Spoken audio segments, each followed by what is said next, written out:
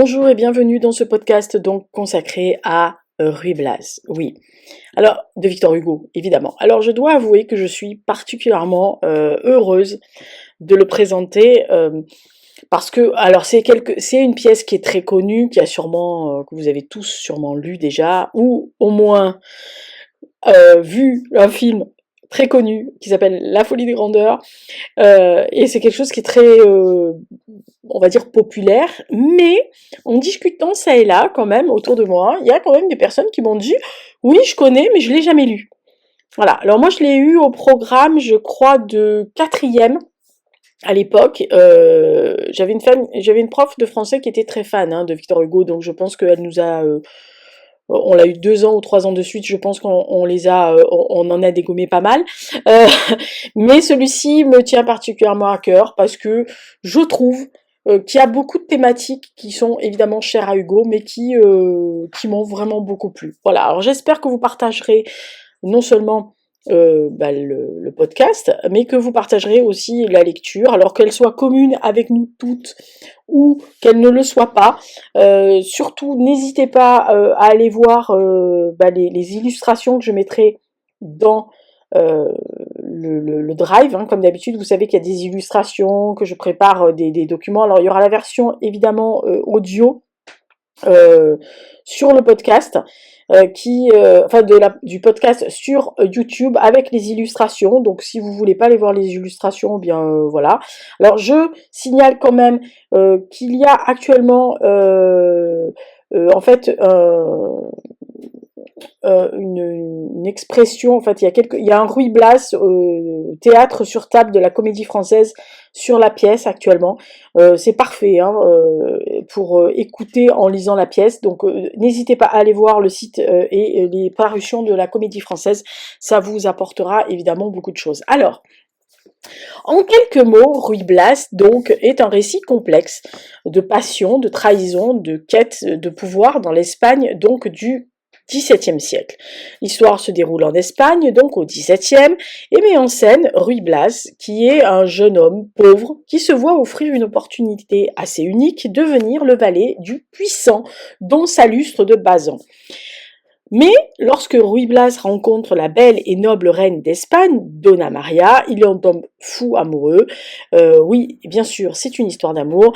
Et étant prêt à tout pour la conquérir, il va se faire passer pour un noble et se retrouver mêlé à des intrigues politiques et amoureuses complexes à la cour. Alors, entre trahison, passion, ambition, Ruy Blas, bien sûr, évoque et Victor Hugo avec lui, un monde corrompu offrant une critique très acerbe quand même de la société et du pouvoir de l'époque. On est bien là. Alors, il y a plusieurs personnages dans Ruy Blas, évidemment, et qui jouent des rôles clés dans cette pièce de théâtre, qui touchent à tout, du domaine de l'imposture à l'usurpation, à l'amour, à la passion. Et écoutez, on va vous parler des 5 principaux. Alors le premier, évidemment, c'est Ruy Blas, qui est donc le protagoniste de l'histoire, qui est un jeune homme pauvre, qui est le valet de Don Salustre de Bazan, qui tombe amoureux de la reine.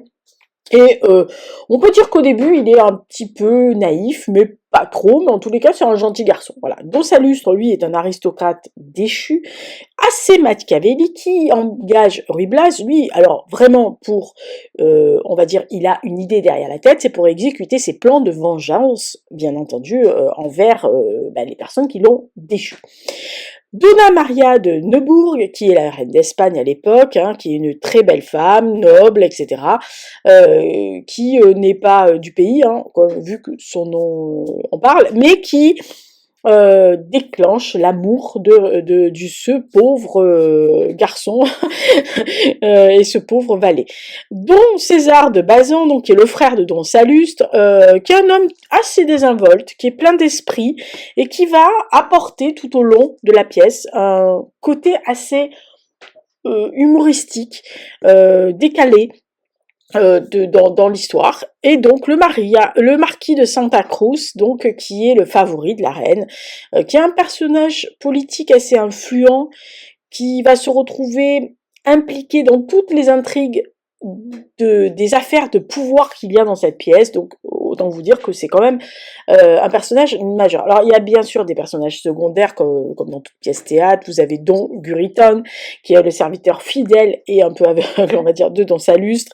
Vous avez Casilda qui est donc la cousine de Ruy Blas qui est amoureuse de lui, hein, voilà, aussi un peu embêtant. Vous avez la duchesse d'Albuquerque, qui est une femme, une noble femme à la cour, qui va jouer, elle, un rôle dans les jeux de pouvoir aussi. Et bien sûr, vous avez tous les courtisans, les nobles, les serviteurs et autres personnages de la cour d'Espagne de l'époque, qui contribuent bien sûr peu ou prou à l'intrigue et le développement de l'histoire. Alors, bien sûr, il y a plusieurs actes. Il y a les 5 actes dans Ruy Blas, donc on va parler des 5 pour, on va dire, résumer. Alors, dans le premier acte, véritablement, c'est Don Salustre. L'intrigue se déroule, enfin, débute, pardon, dans un salon du Palais du Roi à Madrid. On y voit Don Salustre de Bazan en tant que ministre de la police du roi Charles II, donc puisque voilà, la pièce se situe à la fin du XVIIe, hein, voilà, qui est en train de ruminer sa vengeance. Il est en fait tombé très récemment en disgrâce du fait de la reine d'Espagne, donc de Doña Maria, et il veut se servir de son cousin, donc Don César, pour armer sa vengeance. Alors celui-ci refuse, et ça commence à mal se terminer. Alors Ruy Blas, qui est le valet de Don Salustre, avoue à Don César à un moment donné son amour pour la reine. Et malgré le fait qu'il ne sait pas qu'il le sait, hein, il le dit lui-même, un ver de terre amoureux d'une étoile, Don Salustre entend cette confidence et se dit que ça serait pas mal de subtiliser son valet à son cousin. Donc c'est ce qu'il va faire, il va enlever son propre Don César, il va dicter des lettres compromettantes à Ruy Blas, et il va présenter enfin celui-ci à la cour d'Espagne en tant que Don César, et va lui ordonner de séduire la reine afin de devenir son amant. Alors l'acte 2, c'est la reine d'Espagne, c'est dans un salon à côté, contigu à la chambre de la reine s'ennuie, elle est allemande, on rappelle, elle est loin de son pays, elle se sent prisonnière de son statut, et puis le fait qu'elle est assez abandonnée quand même par son époux. Elle rêve d'un amour absolu, et un inconnu, voilà, elle se laisse porter par cette espèce de désir d'amour, puisque un inconnu va lui déposer des fleurs et des billets, et entre-temps, donc, Ruy Blas, qui est devenu écuyer de la reine, arrive avec une lettre signée du roi. Alors, elle reconnaît alors, grâce à une blessure à la main, et un petit bout de dentelle qui lui avait été laissé, que c'est son admirateur secret, et le vieil aristocrate Don Guritan, qui est également un peu amoureux de la reine, provoque ce dernier en duel. Alors évidemment, la reine va intervenir, elle renvoie le vieux jaloux à sa mission en Allemagne pour éloigner évidemment le fâcheux. Alors le troisième acte, c'est Ruy Blas, il est dans une salle du gouvernement du Palais Royal, c'est à peu près un bon 6 mois après. Tous les conseillers commentent l'ascension de Ruy Blas, qui est donc connu par tous sur le nom de Don César. Il est désormais Premier ministre et ils se disputent tous les biens de l'Espagne, et un homme va les fustiger en disant bon appétit messieurs. Donc la reine, qui était cachée, qui a tout entendu, elle lui avoue alors son amour et lui demande en même temps de sauver le royaume. Alors Ruy Blas est absolument émerveillé de cette déclaration d'amour, mais Don Salustre arrive à ce moment-là, il est habillé en valet, il vient lui rappeler que sa mission première est quand même de le servir, parce qu'il n'est qu'un valet, hein, il va se calmer, et que il doit lui habiller en tout. Il lui commande donc de se rendre dans un endroit secret pour attendre ses prochains ordres. Alors, le quatrième acte est Don César, Et dans cette mystérieux endroit, Ruy Blas envoie un page demander à Don Guritan donc de mettre la reine au courant qu'elle ne doit sortir sous aucun prétexte. Il ne comprend pas bien les manigances de Don Salustre, mais il veut la protéger coûte que coûte. Oui, il est amoureux, on le rappelle. Alors le fou Don César quitte la scène et le vrai va débarquer. Voilà. Et il va raconter ses dernières aventures. Un laquais arrive alors pour apporter de l'argent à Ruy Blas et c'est lui qui l'empoche. Un autre serviteur va arriver pour lui confirmer de la part de la reine un rendez-vous qui aurait été organisé par Don Salustre, évidemment, et donc forcément, Don Guritan, qui a été prévenu par Ruy Blas, arrive pour en vérité tuer Ruy Blas en duel, mais c'est Don Salustre, le vrai Don César, pardon, qu'il tue. Évidemment, revient donc alors Don Salustre assez inquiet, et le vrai Don César apprend qu'il vient de tuer Guritan, donc c'est Guritan qui a été tué par Don César, et qu'il a rendez-vous avec la reine. Alors, Don Salustre panique parce que son plan est à la limite de l'échec, et il parvient à faire arrêter Don Salustre par un bandit pour pouvoir le tirer des pattes. Alors le dernier acte est le tigre et le lion, puisque c'est dans la même chambre que précédemment. Il fait nuit, Ruy Blas veut se suicider par le poison, il craint que les ruses de son maître jouer un mauvais tour à la reine. La reine arrive cependant, parce que c'était là le lieu du rendez-vous à la base, du billet de Don Salustre. Celui-ci arrive pour les surprendre, il est heureux de sa vengeance, et il va leur proposer un marché, soit ils dévoilent publiquement leur affaire et leur liaison adultérine, soit elle renonce officiellement au mariage et à la couronne. C'est un choix, on va dire, cornélien. Voilà, alors évidemment Ruy Blas est fou de colère, il révèle alors sa véritable identité à la reine et tue Don Salustre avec son épée et il avale ensuite du poison décidé à mourir. Alors la reine refuse de se découvrir trompée à ce point, mais elle se rend compte quand même que de l'empoisonnement et lui pardonne, appelant même d'ailleurs par son véritable nom avant qu'il ne meure dans ses bras, évidemment, puisque la reine se jette sur son corps en disant Ruy Blas, et lui qui allait mourir se réveille à son nom prononcé en disant merci. Alors c'est une pièce qui est particulièrement représentative du genre romantique dont Victor Hugo, par ailleurs un des chefs de file de l'époque, on y retrouve bien sûr plusieurs aspects intéressants, notamment l'histoire en arrière-plan. Alors, dans ce drame romantique, la transformation de la société, quelle qu'elle soit à ses débuts d'ailleurs, est quand même assez bien bloquée. Il y a beaucoup de thématiques qui sont évoquées, notamment la censure, et ainsi pour la contourner en fait, il est nécessaire de puiser dans les références de l'histoire et d'établir des parallèles entre l'époque passée et l'époque contemporaine. En fait, Ruy Blas met en scène la crise vécue par la noblesse et une certaine décadence monarchique. Donc, les nobles dans Ruy Blas sont séparés par deux groupes. D'un côté, les pillards, qui sont uniquement préoccupés par leurs intérêts personnels, dont Salustre, et de l'autre, les aventuriers dégoûtés par la charge publique, comme Don César. Alors, en toile de fond, évidemment, vous me direz, ça s'impose, y a une autre force qui repose sur tout, c'est puisque, à l'avenir, eh bien, il n'y a pas le présent. Il s'agit du peuple. Ruy Blas l'incarne complètement, puisque lui, il vient du bas-fond, et lui qui regarde vers d'en bas, cette reine vers le haut, et donc forcément, Victor Hugo fait ce genre de comparaison. Alors, on va dire que Victor Hugo lui-même parle de ces personnages romantiques, puisque dans une des préfaces qu'il avait mis, il avait mis que le sujet philosophique de Ruy Blas, c'est le peuple aspirant aux régions élevées. Le sujet humain, c'est un homme qui aime une femme. Le sujet dramatique, c'est un laquais qui aime une reine. Ce qui est véritablement bon. Alors, il y a donc dans Ruy Blas véritablement une intrigue à plusieurs mouvements. Vous avez les conditions sociales qui empêchent les rapports entre les vrais personnages de rangs différents et donc qui obligent à un certain travestissement. Vous avez le laquais qui est moins qu'un homme du fait de sa position sociale par rapport à la personne qu'il peut aimer. La reine elle-même qui souffre des préjugés qui induit à son rang, notamment le fait qu'elle est allemande, donc étrangère, et qui rentre aussi en contraction avec les élans de son cœur, puisqu'elle n'est pas libre d'aimer qui elle veut. Et bien sûr, tous ces personnages-là sont un peu assimilables à des exilés. La reine, qui est minée par l'ennui, comme il est dit par Hugo dans sa préface, c'est une Allemande littéralement exilée à la cour d'Espagne, qui ne peut que rêver, puisqu'on lui a imposé absolument tout, le protocole, l'étiquette, le mariage, etc.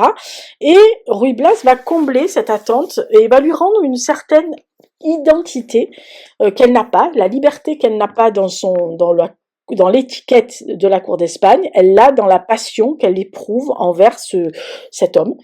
Don Salustre, lui, c'est l'égoïsme plus ou moins absolu, qui, d'abord, il est exilé par le bannissement, mais il a ce désir de vengeance absolue, et donc il est véritablement la haine en lui-même incarnée. Vous avez Don César, qui lui est plus une espèce d'exilé volontaire de la société. En fait, il dépense sa vie en plaisir, il n'est pas soucieux de son honneur, il s'en fout en fait, et il veut juste de l'insouciance, de l'amusement, etc. Et bien sûr, Ruy Blas, qui est ce personnage qui vit entre un rêve qui se brise sur son identité de laquais, mais dès qu'il porte le masque de Don César, ça l'oblige à avoir un discours politique différent. Et donc, il ne trouve le salut que dans cette mort-là pour, en fait, en gros, effacer tout ce qu'il pourrait avoir fait de mal. Alors, bien sûr, comme dans tout drame romantique, vous avez l'amour. Ça entre néanmoins en conflit avec la société et les conventions de l'époque, qui sont véritablement des contraintes. Cette pension impossible donne à voir une reine comme une figure adorée.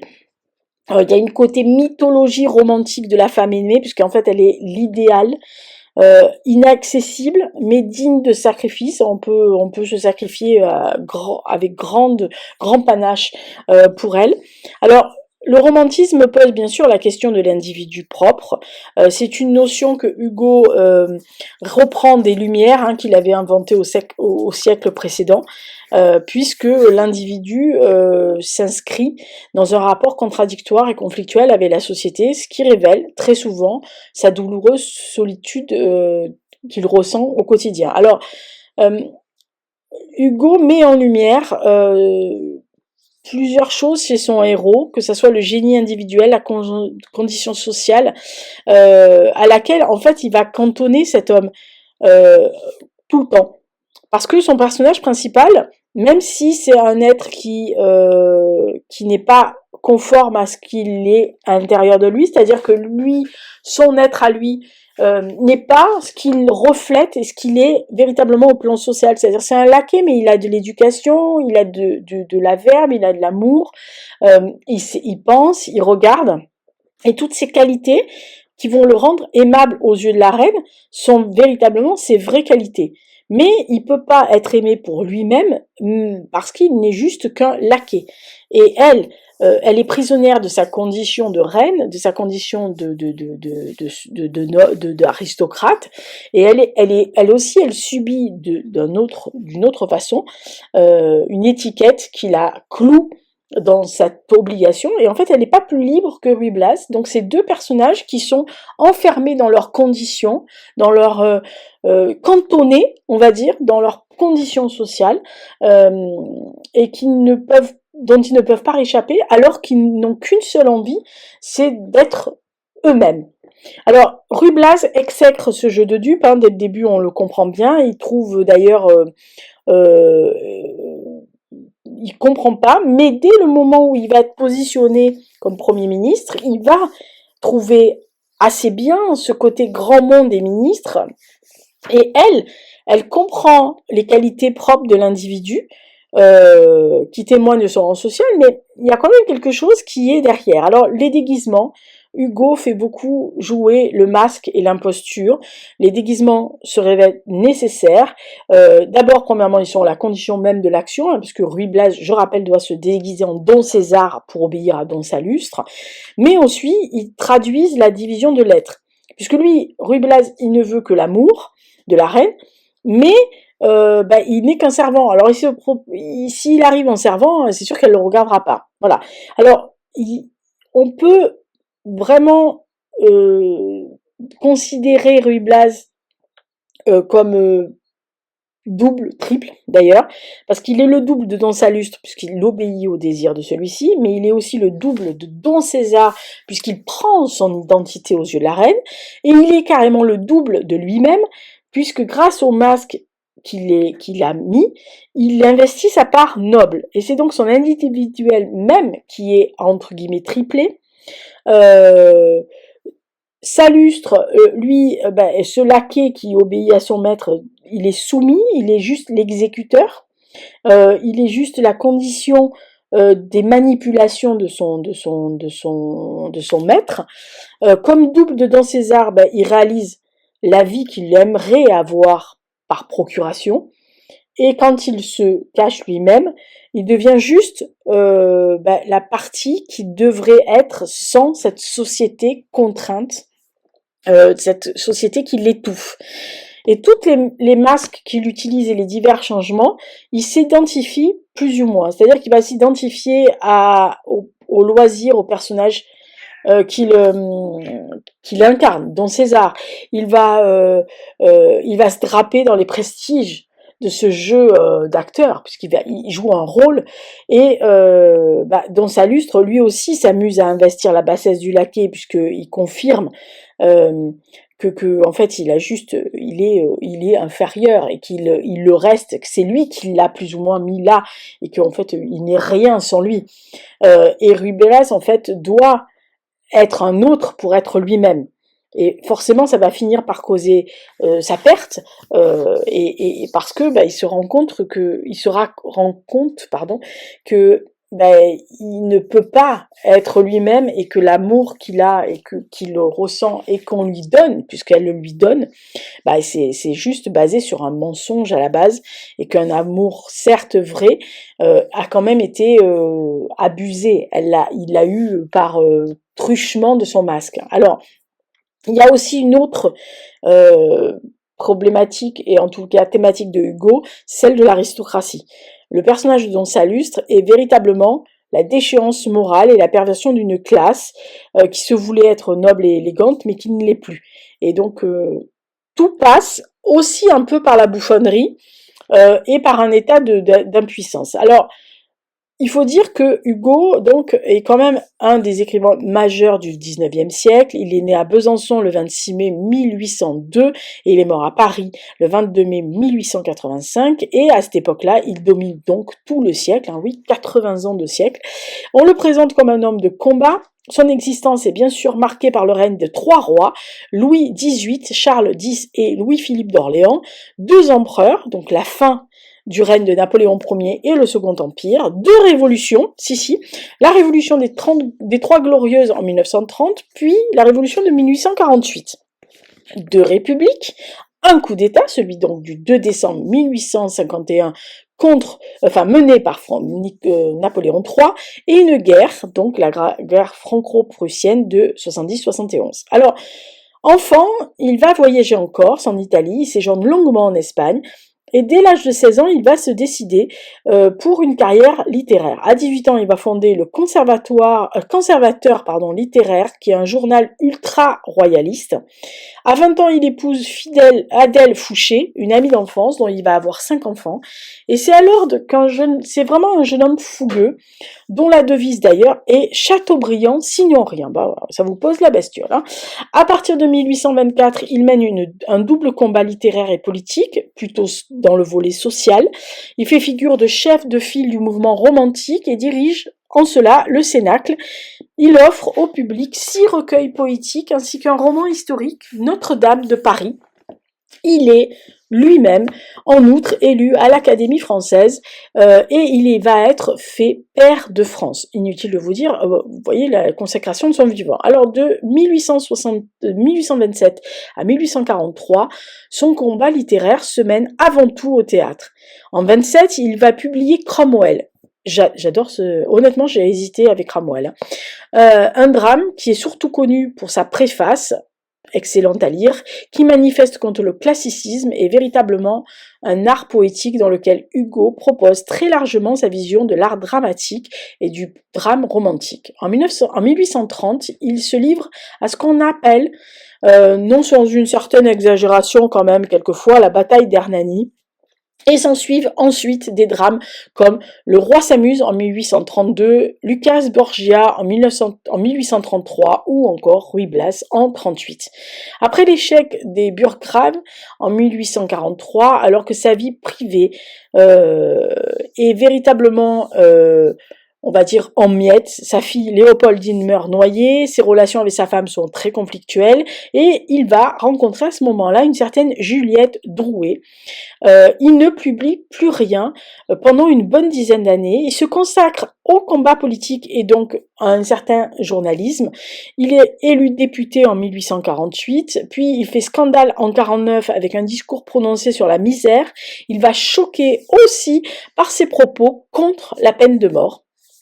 Les coups d'État en 1851 va le contraindre à l'exil, il va séjourner 19 ans à Jersey puis à Guernesey, ce qui le ramène à l'écriture, oui bien sûr sur une île, et sa production est alors quasiment extraordinairement féconde, puisqu'il va faire 4 recueils poétiques importants, dont les Châtiments en 1853, les Contemplations en 56, la Légende des siècles de 59 à 83, et on va compter aussi 3 romans, et non des moindres, Les Misérables 1862, Les Travailleurs de la mer, sublime, 1866 et L'Homme qui rit, 1869. Il milite alors pour une réforme du système judiciaire, pour l'abolition de la peine de mort, contre l'esclavage en Amérique du Nord, et il va offrir souvent refuge aux dissidents et aux déshérités de tout genre.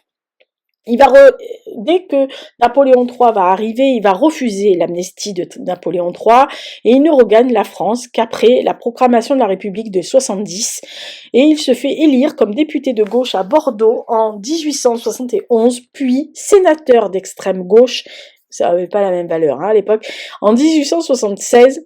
Il va publier un roman en 1874, 93, je vous incite à le lire, c'est un de mes préférés.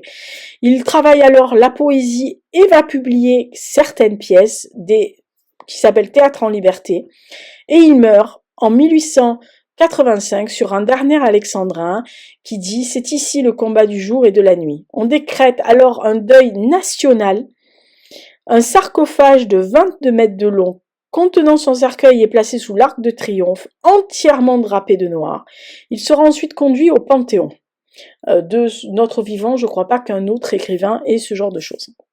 Alors, il y a un contexte historique, bien sûr, à la pièce, et le contexte historique, c'est la première moitié du 19e siècle, encore sous le spectre de la Révolution de 1789, et qui est une période marquée par de grands changements, que ce soit politique et économique. Je rappelle, la Restauration en 1815, la monarchie de Juillet entre 30 et 48, le Second Empire à partir de 51, il y a de nombreux changements, beaucoup de bouleversements idéologiques, esthétiques, industriels, je rappelle, c'est le début de la révolution industrielle, et il y a toute une génération d'artistes, souvent d'ailleurs à la base des monarchistes, qui s'affirment comme des révolutionnaires, les romantiques.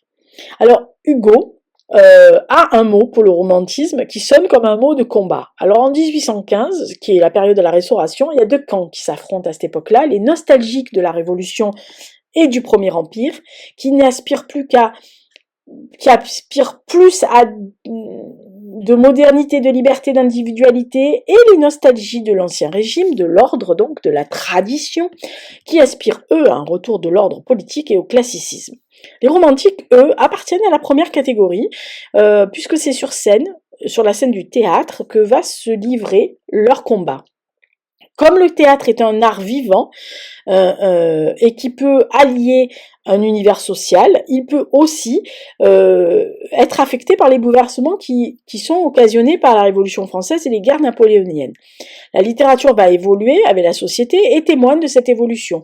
Malgré que le fait que la censure complique la tâche des auteurs, eh bien, il y a une certaine évolution de la littérature. La tragédie classique est de moins en moins populaire, tandis que Shakespeare et Schiller font salle comble. Alors le public évolue, les théâtres se multiplient, et on voit se développer un certain public plus populaire, avide de spectacles comme des vaudevilles, des mélodrames, des drames historiques, des pantomimes ou même carrément des féeries.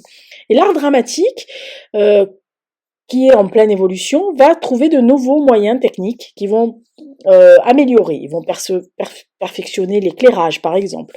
Ils vont donner des possibilités d'effets spéciaux grâce à des effets d'optique, de daguerre, daguerreotype, daguerre, voilà. Et les comédiens vont chercher un jeu un peu plus naturel et moins académique et moins figé que précédemment. Les salles vont se diviser en deux catégories aussi, et vous avez les salles de la Porte Saint-Martin et celles du boulevard du Temple qui consacrent au vaudeville et au mélodrame, tandis que le théâtre français, donc l'ancêtre de la comédie française, et celui de l'Odéon et de l'opéra sont réservés au théâtre classique, aux tragédies. Voilà. Alors le public des premiers est souvent populaire, tandis que celui du second est davantage l'élite de la nation, entre guillemets. Les premiers sont des théâtres privés, non subventionnés par l'État, contrairement évidemment au second, et il faut garder à l'idée une idée très importante au théâtre depuis la Révolution. On doit avoir un outil d'éducation politique et morale dans chaque pièce. Alors, Hugo rédige la pièce de Ruy Blas en quelques semaines, entre juillet et la première semaine, enfin la première quinzaine d'août 1838, parce qu'il veut la faire représenter en novembre lors de l'inauguration du théâtre de la Renaissance, qu'il a longuement appelé de ses vœux, avec Alexandre Dumas d'ailleurs. Il s'agit pour les deux de doter le drame romantique d'un lieu spécifique. Alors Philippe d'Orléans leur donne alors satisfaction et la première se déroule donc le 8 novembre 1838 devant une salle absolument comble. La critique est hostile évidemment, mais le succès est là et incontestablement populaire. Les doctes lui reprochent évidemment l'inconvenance sociale qui représente qu'une reine ne peut pas être amoureuse d'un laquais. Hein, on est bien d'accord. Alors, cette pièce fait de Hugo, refait de Hugo un écrivain de drame historico-politique en alexandrin, dans lequel le grotesque occupe une place de choix. Le drame qui est proposé peint minutieusement la royauté qui est décline, donc celle de Charles II, donc qui a régné de 1665 à 1700, mais aussi au-delà, hein, on est bien d'accord, il assassine celui de la France qui est Charles X. Hugo se décharge de la mise en scène, il se charge de la mise en scène, il dessine lui-même d'ailleurs les décors, et il lance ce drame romantique. Alors c'est une révolution aussi historique, puisque la nouveauté de ce théâtre fait qu'il y a des nouveaux thèmes abordés. Le sujet historique permet aux dramaturges de rendre compte du présent à travers l'évocation de choses passées. Tout ça pour faire quoi? Déjouer la censure. Alors, les dramaturges vont s'intéresser alors à l'ensemble des classes sociales, et on peut noter un certain déconcentration de l'histoire. L'intrigue ne se déroule plus forcément dans un palais, à la cour. De même, le héros ne peut être un marginal, le peuple donc peut opérer un transfert sur le héros. Ainsi, Ruy Blas est un héros issu du peuple. L'occupation de la scène évolue également, puisqu'il y a plusieurs lieux qui s'imposent dans Ruy Blas, et qui peut montrer d'ailleurs toute l'étendue de la société dans sa globalité. De plus, afin de répondre à un souci réaliste historique, Hugo cherche à respecter la couleur locale. Alors les costumes, les décors seront très importants dans les drames, et il y a beaucoup d'indices didascalies qui vont être écrites dans les pièces de théâtre pour donner le plus de possibilités de direction, de jeu, de décor, de costumes, de scènes, pour que tous ces drames puissent être véritablement valorisés. Alors évidemment, l'amour opère bien sûr une valeur sûre et absolue. Et ce drame, donc, et aussi une révolution technique, puisque les règles du théâtre classique sont des entraves hein, pour ces romantiques de la liberté créatrice, et donc eux, ils ne veulent absolument pas être imposés de l'unité de temps, de lieu et d'action, donc ils optent pour des constructions en tableau, soit on va dire maintenant, ça serait des scénettes visuelles, bref, ils ont plus ou moins anticipé le cinéma. Alors, on parle de aussi d'une révolution philosophique, puisqu'il veut, Hugo, montrer le peuple, il lui accorde une large place, et le cœur de la pièce, le héros, évidemment, ne peut pas s'empêcher, hein, puisque Ruy Blas, on rappelle, hein, cherche aussi à s'imposer à la tête de l'Espagne dans l'acte 2, et le héros s'oppose aussi au monde et tente de s'imposer. C'est déjà en partie le cas dans la tragédie grecque, on va dire, puisque le héros s'impose à la cité, par exemple dans Antigone qu'on a lu récemment. Mais la différence ici réside dans le fait que le héros romantique l'emporte finalement même dans l'échec et donc dans la mort, puisque sa résistance se trouve valorisée. Alors, le héros est souvent fragile, hein, on le sent dans Ruy Blas dans l'acte 1, scène 3, et il est souvent en contradiction avec lui-même. Alors, il y a des concurrents hein, au drame romantique. Il y a le mélodrame, qui est un genre qui est né au XVIIIe, qui a d'abord été sous la forme d'opéra ou d'opérette, qui connaît une très grosse évolution après la Révolution française, dans la mesure où, en fait, la part musicale diminue il y a d'autres choses qui vont se charger de sens. Ça va rencontrer souvent des difficultés d'un père qui confondra un traître, un méchant, qui le prive de son statut en le privant généralement de sa fille. Le héros qui est redresseur de tort lui vient en aide, mais punit le traître et promet le mariage au héros de la fille, etc.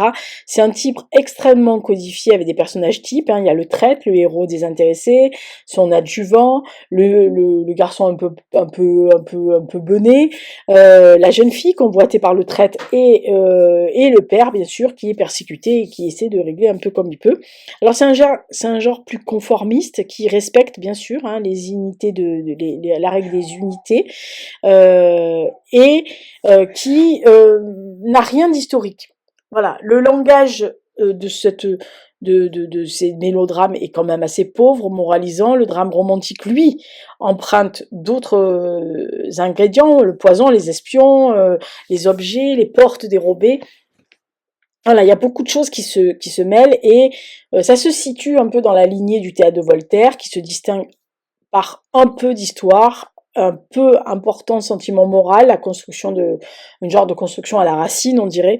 Et les dramaturges puisent abondamment dans les sujets romains où ils mêlent des allusions politiques plus contemporaines. Alors, entre le tragique et le comique, il y a des scènes qui, au-delà des faits historiques qui sont présentés sous cette forme-là, vont avoir un enjeu, c'est de faire de l'histoire en action. Et d'ailleurs, ces scènes, la plupart du temps, forment des petits textes dialogués, illustrant un épisode de l'histoire de France, ou en tous les cas transposés ailleurs. Et les scènes, vont renforcer le drame romantique. Alors, on tient généralement Ruy Blas comme le premier grand drame romantique, en fait, on dit aussi que c'est un condensé de ça. La pièce semble en effet reprendre en les accentuant les grands principes énoncés dans la célèbre préface de Victor Hugo, donc je parlais tout à l'heure de Cromwell, l'affranchissement des règles classiques, mélange des genres et des registres, ancrage historique et géographique, la libération prosodique, enfin, et bien sûr tout cela avec un souci de réalisme et de naturel. Le premier point paraît acquis en 1838, puisque voilà, dans la préface, qui s'abstient de justifier l'allongement et les ellipses temporelles, il y a à peu près un mois entre l'acte 1 et l'acte 2 et 6 mois entre l'acte 2 et l'acte 3, ou la multiplication des lieux, tout ça, c'est bousculé par le mélodrame et le vaudeville. Et c'est d'ailleurs assez ironique, puisque même la vraisemblance que les critiques viseront sur l'histoire d'amour entre le lac et la reine pourront être inscrites. Alors le deuxième principe qui est au cœur de la dramaturgie et de la poétique de Ruy Blas, c'est aussi qu'il existe trois espèces de spectateurs, les femmes, les penseurs et la foule. D'où trois demandes, les émotions, les méditations et les sensations. D'où trois réponses, la passion, les caractères et l'action. Et Victor Hugo rappelle sa définition du drame comme l'art théâtral total qui englobe Molière et Racine et qui se réclame de Shakespeare, autrement dit, de la tragédie par la peinture des sentiments, de la comédie par la peinture des caractères. La structure de la pièce, qui assigne à chacun des 4 premiers actes un personnage particulier, successivement donc Don Salustre, la Reine, Ruy Blas et Don César, avant la synthèse du 5e, donc le Tigre et le Lion. Ça repose sur une alternance du tragique et de comique, ou de sublime et de grotesque. Ce dernier registre est incarné par le truculent Don César, qui peut même occuper tout un acte, d'ailleurs le 4e, et qui, pour varier encore les tons et les niveaux, Victor Hugo ne va pas hésiter à faire appel au ressort du mélodrame, puisqu'il va mettre vengeance, machination, enlèvement, déguisement, cachette, duel au sein de sa pièce. La libération de ce grand niais d'alexandrin, déstructuré jusqu'aux limites de la prose, dit-on, comme l'appel à des ressources lexicales. Il va puiser dans un vocabulaire un peu solennel, dans la tragédie classique, mais assez trivial aussi, voire populaire, puisqu'il va faire une espèce de révolution esthétique. Alors, en revisitant la cour d'Espagne 8 ans après Hernani, Victor Hugo ancre sa pièce au-delà du pittoresque et de la couleur locale, dans un contexte historique et politique. Je rappelle celui de la crise de la monarchie, en écho à celle que connaît la France en 1838, 10 ans après son effondrement définitif.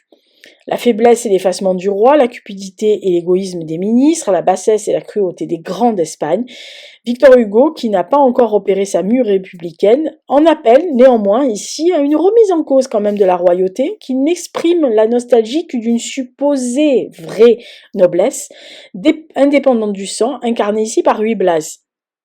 Comme il l'écrit dans la préface, il dit « Le sujet philosophique de Ruy Blas, c'est le peuple aspirant aux régions élevées. Il a sans doute davantage en tête le souvenir laissé par Napoléon Bonaparte que celui des sans-culottes de 1789. Sur sa réussite ou sous l'échec de cette aspiration, le dénouement maintient l'ambiguïté. Ruy Blas meurt, mais son nom est prononcé, et il est reconnu pour ce qu'il est. Son assomption, on va dire, amorcée mais interrompue, s'accomplira avec Jean Valjean et la Révolution de 1848. Alors, vous me direz, il y a aussi une utilité politique au théâtre qui peut être un théâtre, on l'a dit tout à l'heure, populaire. Pour l'artiste qui étudie le public, il faut l'étudier sans cesse. C'est un grand enseignement de sentir se développer chaque jour, au fond des masses, une certaine intelligente, un peu plus sérieuse, plus profonde, qui convient très bien à ce 19e siècle, en littérature tout du moins, et aussi en politique. C'est un beau spectacle que le public est venu voir pour, en gros, se donner un intérêt. Alors, bien sûr, on sent que le public est attentif, sympathique, plein de bon vouloir, quoi qu'on lui fasse, comme les Ruy Blas. Dans une scène d'histoire, la leçon du passé. Alors, on va dire que c'est un théâtre populaire par la vérité, par l'humain, par le naturel, par l'universel, par la passion. Et d'ailleurs, Victor Hugo le dira dans une préface à Marion de Lorme en 1831 dans Théâtre, qui est d'ailleurs paru en 1985 chez Robert Laffont. Il expliquera que les transformations de l'art qui se renouvellent, même si elles sont incomplètes ou si elles sont défectueuses, il y a quand même quelque chose qui se renouvelle. On dit aussi, donc Victor Hugo, toujours dans littérature et philosophie mêlée, il a écrit en mars 1934, but de cette publication, et il dit « Le théâtre, nous le répétons, est une chose qui enseigne et qui civilise. Dans nos temps de doute et de curiosité, le théâtre est devenu pour les multitudes ce qu'était l'Église au Moyen-Âge, le lieu attrayant et central. Tant que celui-ci durera, la fonction du poète dramatique sera plus qu'une magistrature et presque un sacerdoce. Il pourra faillir comme un homme. Comme poète, il devra être pur, digne et sérieux. Ce n'est pas d'ailleurs ce que nous soyons le moins du moindre partisan de l'utilité directe de l'art, définition et théorie puériles émises dans ces derniers temps par des sectes philosophiques qui n'avaient pas étudié le fond de la question. Les saint-simoniens et les républicains socialistes comme Pierre Leroux, par exemple. Le drame, œuvre d'avenir et de durée, ne peut que tout perdre à se faire le prédicateur immédiat des 3 ou 4 vérités d'occasion que la polémique des partis met à la mode tous les 5 ans. Si quelque œuvre d'art a eu le malheur de faire cause commune avec les vérités politiques et de se mêler à elles dans le combat, tant pis pour l'œuvre d'art. Après la victoire, elle sera hors de service, rejetée comme le reste, et ira se rouiller dans l'état. Victor Hugo, 1834. Alors bien sûr, Victor Hugo va, lors d'une séance le 27 septembre 1849, au Conseil d'État, dans la commission chargée de préparer la loi sur les théâtres, il va dire ceci. Je voudrais qu'il y eût un théâtre digne de la France pour les célèbres poètes morts qui l'ont honoré, puis un théâtre pour les auteurs vivants. Il faudra encore un théâtre pour le grand opéra, un autre pour l'opéra comique. Je subventionnerai magnifiquement ces 4 théâtres. Les théâtres livrés à l'industrie personnelle sont toujours forcés à une certaine parcimonie. Une pièce coûte 100 000 francs à monter. Ils reculeront. Vous ne reculerez pas. Un grand acteur met à haut prix ses prétentions. Un théâtre libre pourrait marchander et le laisser s'échapper. Vous ne marchanderez pas. Un écrivain de talent travaille pour un théâtre libre. Il reçoit tel droit d'auteur. Vous lui donnerez le double. Il travaillera pour vous. Vous aurez ainsi dans les théâtres de l'État, dans les théâtres nationaux, les meilleures pièces, les meilleurs comédiens et les plus beaux spectacles. En même temps, vous, État, qui ne spéculez pas et qui, à la rigueur, en présence d'un grand but de gloire et d'utilité à atteindre, n'êtes pas forcé de gagner de l'argent, vous offrirez au peuple ces magnifiques spectacles au meilleur marché possible. Je voudrais que l'homme du peuple, pour 10 sous, fût aussi bien assis au parterre dans une salle de velours que l'homme du monde à l'orchestre pour 10 francs. De même, je voudrais le théâtre grand pour l'idée, je voudrais la salle vaste pour la foule. De cette façon, vous auriez dans Paris 4 magnifiques lieux de rendez-vous, où le riche et le pauvre, l'heureux et le malheureux, le parisien et le provincial, le français et l'étranger se rencontreraient tous les soirs, mêleraient fraternellement leur âme et communiqueraient, pour ainsi dire, sans la contemplation des grandes œuvres de l'esprit humain. Que sortirait-il de là ? L'amélioration populaire et la moralisation universelle. Victor Hugo. Deuxième République, Conseil d'État, commission chargée de préparer la loi sur les théâtres, séance du 27 septembre 1849. Autre citation, George Sand, dans la préface à Molière en 1851. Elle dit « Eh bien, si vous voulez valoriser certaines écoles dramatiques et lyriques, faites-le plus largement encore, si largement que les théâtres subventionnés soient des spectacles gratuits dont tout le monde puisse profiter. De cette manière, je comprendrai votre sollicitude pour un certain groupe d'artistes choisis et pour un certain répertoire d'élite. Mais si vous n'ouvrez ces sanctuaires qu'aux riches, si leur situation et leur cherté en excluent les pauvres, je ne vois pas l'utilité. Les riches ont tant d'autres moyens de s'instruire et les pauvres en ont si peu. » Je rappelle donc George Sand, 1851. Il y a eu beaucoup d'exclamations de certaines personnes qui ont parlé de ceci, et notamment par exemple Jean Vilar qui va déclarer en 1955 « Je voudrais écrire sur le fronton de mon théâtre populaire, non pas vive Molière ou Shakespeare, mais vive Victor Hugo ». Voilà, donc c'est véritablement quelque chose qui a révolutionné. Alors, on a parlé donc dans le premier temps de Ruy Blas, de l'influence politique, de l'influence des romantiques, etc. Mais comment ne pas finir ce podcast par la folie des grandeurs ? Voilà. Alors, en 1971, Gérard Houry réalise donc La Folie des grandeurs, qui est portée par Louis de Funès et des Yves Montand. Et évidemment, vous allez me dire, forcément, c'est une adaptation libre, bien sûr, de la pièce de théâtre de Victor Hugo. Alors, La Folie des grandeurs s'est hissée au rang des films cultes, puisque à l'époque de la sortie en salle, il y a eu 5 millions de spectateurs, et qu'elle est très régulièrement rediffusée à la télévision et qu'elle atteint toujours des sommets. Alors, je rappelle que 5 millions de spectateurs au cinéma à l'époque, en 71, c'était quand même beaucoup. Et Louis de Funès et Yves Montand donc incarnent respectivement Don Salustre, donc le ministre cupide et orgueilleux du roi d'Espagne, et son valet Blaze, qui est transi d'amour pour la reine. Alors si les spectateurs connaissent l'histoire et les dialogues par cœur, à l'époque, beaucoup ignoraient que c'était l'adaptation de la pièce de Ruy Blas de Victor Hugo. En 1960, donc 10 ans avant le tournage de La Folie des Grandeurs, Gérard Houry est sollicité pour jouer Don Salustre, l'un des héros de Ruy Blas, écrit donc par Victor Hugo pour la Comédie Française. Et lors des répétitions, une idée germe progressivement dans l'esprit de Gérard Houry. Il souhaite adapter le texte pour une comédie pour le cinéma. Fort de son succès consécutif dans La Grande Vadrouille et du Cerveau, Gérard Houry va collaborer de nouveau avec sa fille, la scénariste Danielle Thompson, et l'aide au scénario également de Marcel Julien, et ils ont envie d'adapter une pièce. Le réalisateur donc répond à une demande de Louis de Funès, qui est assez déçu de ses derniers rôles, hein, notamment le gendarme en balade ou sur un arbre perché, et il souhaite que Gérard Houry lui écrive un nouveau rôle comique, cette fois-ci aux côtés de Bourvil. Simplement, Bourvil, qui est atteint d'un cancer, va décéder vraiment avant le début du tournage et il va être remplacé par Yves Montand. Alors si le drame romantique de Victor Hugo devient ici une satire burlesque, bien sûr, la trame demeure, puisque nous retrouvons le héros, Ruy Blas, rebaptisé Blaze, qui est un valet qui est manipulé par Don Salustre, qui veut se venger de la reine d'Espagne, et Gérard Houry décide cependant de prendre des libertés, hein, bien sûr, en intégrant des personnages inédits, dont par exemple celui joué par Alice Appridge, qui ne se rappelle pas de la scène du léchage par le chien.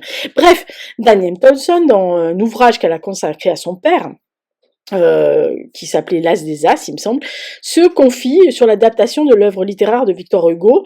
Elle dit « Le but du jeu était de tordre complètement chaque scène pour la transformer en situation de comédie, alors que la pièce, machiavélique, hein, histoire de vengeance, est très noire. » Alors c'est un clin d'œil, évidemment, qui est adressé à Victor Hugo. L'auteur remercie dans le générique de fin pour sa précieuse collaboration, malgré le fait que toute ressemblance avec les personnes d'un célèbre drame ne serait que l'effet d'une fâcheuse coïncidence. Il faut avoir beaucoup d'humour pour faire ce genre de choses, beaucoup de talent également.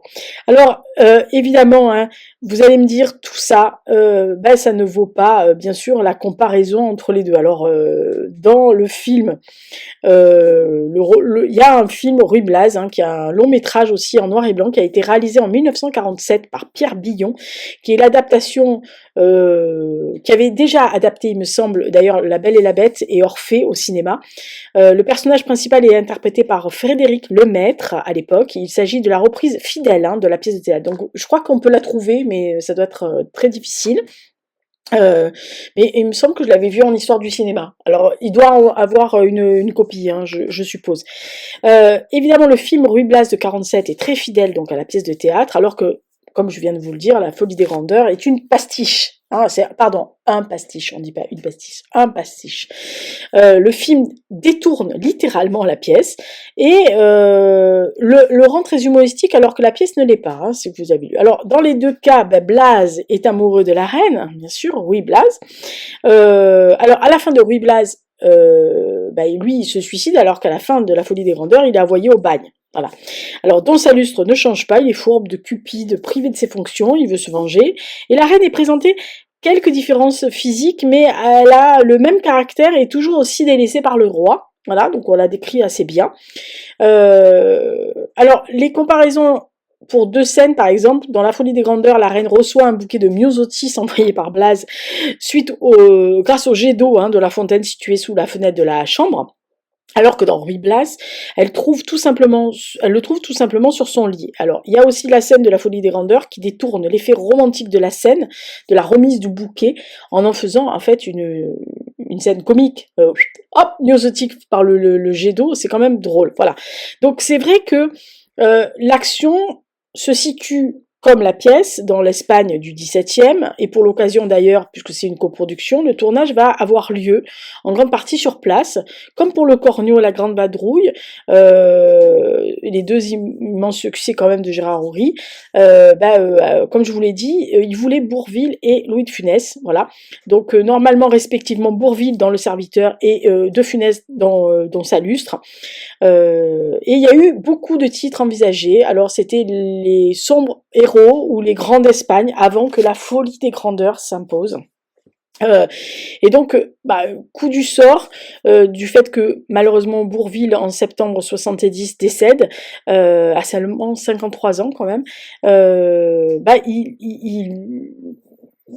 Gérard Houry est désemparé parce qu'il ignorait tout visiblement de la maladie de Bourvil et avait même décalé le tournage de La Folie des Grandeurs pour le faire tourner dans le cerveau aux côtés de Jean-Paul Belmondo, sans pouvoir ensuite lui confier le rôle de Blaze, et donc il faut lui trouver un remplaçant. Alors, très ami avec Bourvil, Houry bien sûr est abattu, mais il se demande qui peut remplacer son ami. Et lors d'un repas, Simone Signoret, qui est donc l'épouse de Yves Montand, lui propose, en gros, son mari pour reprendre le rôle de Blaze. Alors Gérard Houry est d'accord, mais pour Montand, c'est Montand lui-même qui se rend d'abord auprès de Louis de Funès pour lui parler de la possibilité qu'il remplace son grand camarade de jeu, Bourvil, et de Funès, qui est impressionné par Montand, qui est à la fois acteur et vedette de music-hall, donne son accord, et donc forcément le film débute. Alors le rôle de Blaze est entièrement réécrit pour coller bien sûr aux possibilités physiques et au jeu de Yves Montand, très différent de celui de Bourvil. Et d'ailleurs la co-scénariste du film, donc Danielle Thompson, l'a déclaré. Elle dit: on avait conçu pour Bourvil un valet de comédie en genre de Sganarelle. Montand sera plus proche de Scapin. Avec lui, le valet peut devenir un séducteur, dont la reine tombe amoureuse au premier regard, et non petit à petit en raison de sa gentillesse, de son dénouement, de son honnêteté, comme ça aurait été le cas pour Bourvil. Le tournage commence en Espagne et les deux têtes d'affiche s'entendent à merveille. Le public, lui, va sentir ceci à l'écran, et quand ça sort en décembre 1971, le duo Montand de Funès réunit donc 5,5 millions de téléspectateurs, de spectateurs dans les salles. Alors, véritablement, c'est quelque chose de très important. Alors tout à l'heure, je vous ai parlé de beaucoup de choses et j'ai oublié de vous parler du contexte historique de l'Espagne de l'époque. Alors l'époque, c'est l'époque de Charles II, donc le règne qui a régné entre 1665 et 1700. C'est un roi faible, malade, issu de 2 siècles de mariage consanguin entre oncle et nièce, inutile de vous dire, et il va se marier d'abord avec Marie-Louise d'Orléans, dont il était profondément amoureux, mais qui va mourir, certainement d'ailleurs des suites d'un empoisonnement par un des ministres des Grands d'Espagne. Il va se remarier, on va lui imposer Marie-Anne de Bavière, de Neubourg, donc d'origine allemande, qui est une femme avec un caractère très fort, qui est une femme très dure, très rude. Le roi étant stérile, aucun descendant ne va naître de ces deux unions, et c'est un règne qui est marqué par les intrigues de cour, les guerres contre la France qui se soldent systématiquement par des défaites. Alors il est souffreteux, il a l'esprit fragile, il a accédé, il faut quand même le dire, à la royauté à l'âge de 4 ans, il est influencé, manipulable.